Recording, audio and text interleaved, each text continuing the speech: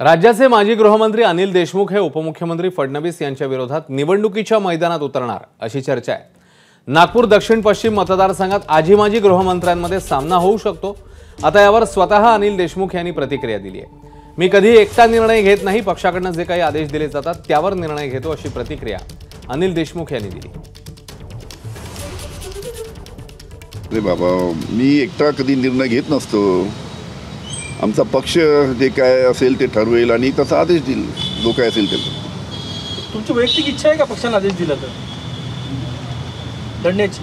चला पुढचा विषय। एक तर या भागामध्ये अनिल देशमुख साहेब हे पवार साहेबांचे एकदम विश्वासीय व्यक्ती आहेत। इथे किती जागा लढाव्यात याचा निर्णय हा आदरणीय पवार साहेब, अनिल देशमुख साहेब, जयंत पाटील साहेब घेतील। त्यामुळे अनिल देशमुख साहेब उभे राहिले तेच मोठा चॅलेंज हे देवेंद्र फडणवीस साहेबांना नक्कीच देऊ शकतील। तर नागपूर दक्षिण पश्चिम मतदारसंघ नेमका कसा आहे, इथे कुठल्या पक्षाची किती ताकद आहे ते बघूया। देवेंद्र फडणवीस 2009 पासून नागपूर दक्षिण पश्चिम मधून आमदार आहेत। 2014, 19 आणि 24च्या निवडणुकीत गडकरींना इकडे मताधिक्य मिळालेलं होतं। 2024च्या निवडणुकीतनं या मतदारसंघातनं गडकरींचं मताधिक्य घटलं।